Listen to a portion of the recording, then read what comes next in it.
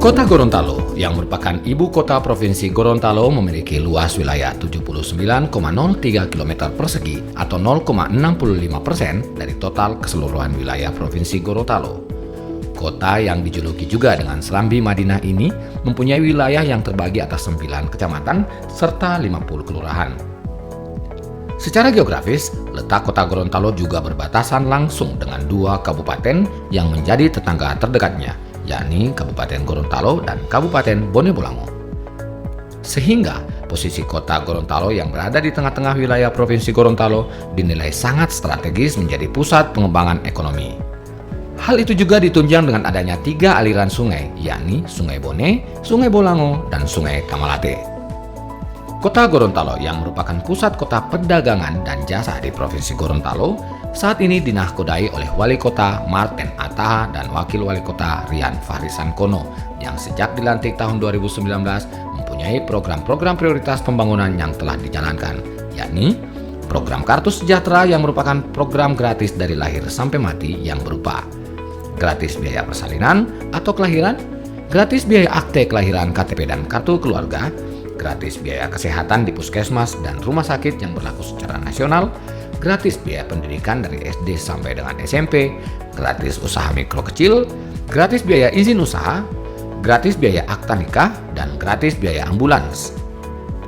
Program penataan birokrasi yang berkonsep New Public Management, infrastruktur perkotaan, pengembangan SDM dan iptek, kawasan ekonomi kecamatan, kawasan cyber city dan teknopark, penguatan peran organisasi agama, dan gratis bantuan pangan non-tunai daerah. Di bawah kepemimpinan Marten Ataha pada tahun 2020, realisasi dari program prioritas pembangunan dapat dilihat pada program Kartu Sejahtera, yaitu gratis biaya persalinan yang mencapai 402 jiwa,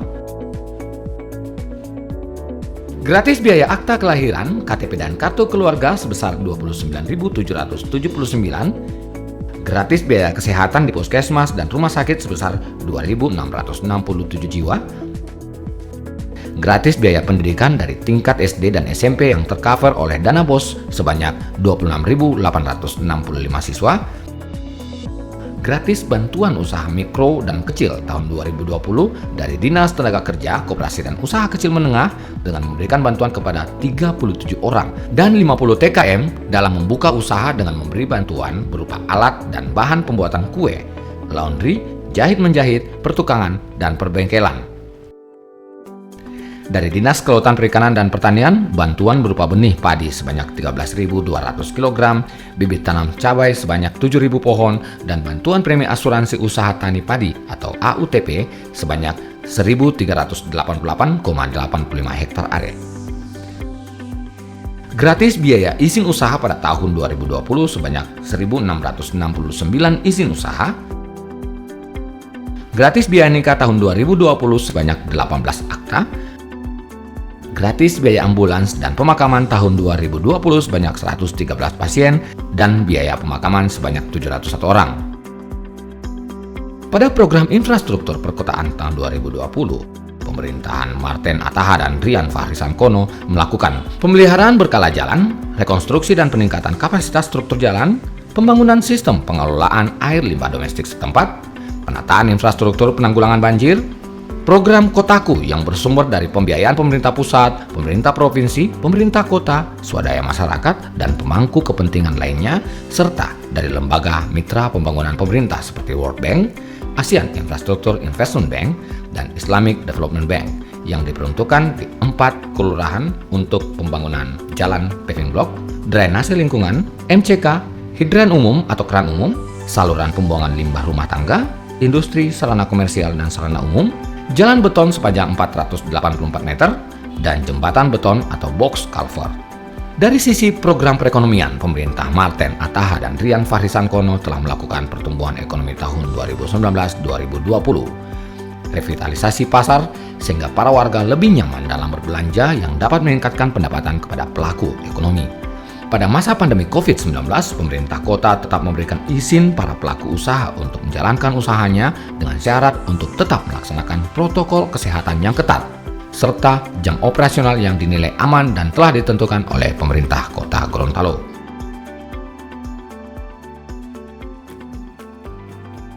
Assalamualaikum warahmatullahi wabarakatuh. Secara existing kota Gorontalo ini sekarang dari sisi jumlah penduduk kurang lebih 210.000 jiwa. Ini merupakan ibu kota Provinsi Gorontalo dan salah satunya kota di Provinsi Gorontalo. Oleh karena itu, pelaksanaan pembangunan di kota Gorontalo ini diarahkan untuk menjadikan suatu kota yang benar-benar menjadi ibu kota provinsi. Berbagai program yang kita laksanakan seperti layanan untuk memenuhi kebutuhan masyarakat dalam program gratis lahir sampai mati. Itu adalah bentuk layanan di dalam memenuhi kebutuhan masyarakat. Sebab apapun yang kita laksanakan, program apapun di dalam perencanaan pembangunan, tapi kebutuhan layanan masyarakat yang kita tidak perhatikan, maka pertumbuhan ekonomi dan penurunan angka kemiskinan dan pengangguran itu bisa tidak akan tercapai.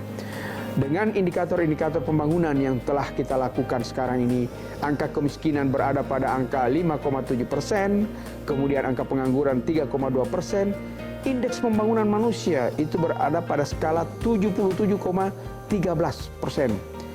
Ini mengalami kenaikan yang sangat luar biasa sejak 2014 sampai dengan tahun 2020, yaitu mulai dari 68,9% sampai sekarang berada pada skala 77,13%. Pertumbuhan ekonomi itu digerakkan oleh sektor UMKM karena kita tidak punya sumber daya alam yang dapat mengangkat ekonomi kota Gorontalo. UMKM yang mampu untuk bisa memberikan kontribusi pertumbuhan ekonomi karena kota Gorontalo digerakkan oleh jasa dan perdagangan. Nah, oleh karena itu, ke depan apa yang kita akan lakukan, yaitu kita masih tetap pada skala prioritas pengembangan peningkatan infrastruktur perkotaan yang dapat menopang pertumbuhan ekonomi. Sambil kita tetap melakukan penanganan pengendalian terhadap situasi yang kita hadapi sekarang, yaitu pandemi COVID-19. Oleh karena itu sekarang 2020-2021 yang menjadi tagline kita ke depan adalah pemulihan kesehatan dan ekonomi kita harus bangkit. Untuk itu melalui kesempatan ini saya berharap agar seluruh komponen yang ada, terutama para stakeholder yang ada di kota Gorontalo ini, mari kita bersama-sama untuk mewujudkan kota Gorontalo, yaitu masyarakat yang sejahtera, maju, aktif, religius, dan terdidik dengan memberikan pelayanan yang terbaik, pelayanan prima bagi warga masyarakat kota. Demikian, terima kasih. Wassalamualaikum warahmatullahi wabarakatuh.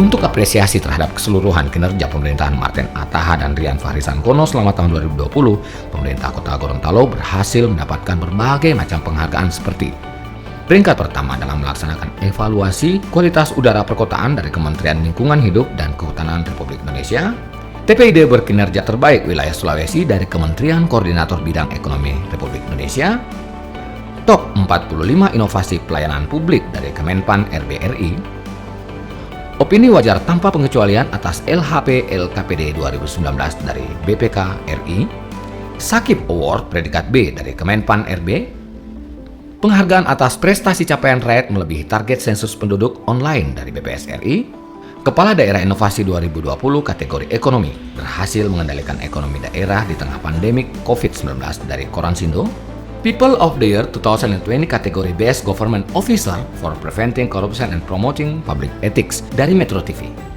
dan Top Pembina BUMD 2020 dari Top Business. Assalamualaikum warahmatullahi wabarakatuh.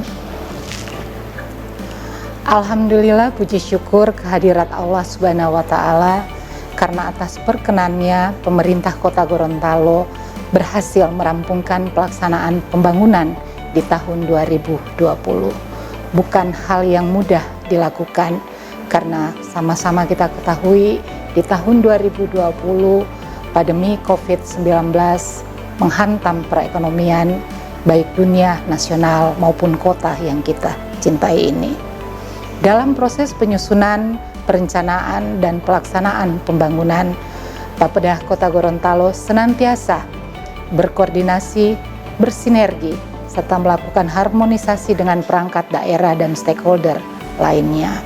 Atas arahan Bapak Wali Kota, Wakil Wali Kota, dan Sekretaris Daerah, kita dapat melaksanakan pelaksanaan pembangunan dengan baik.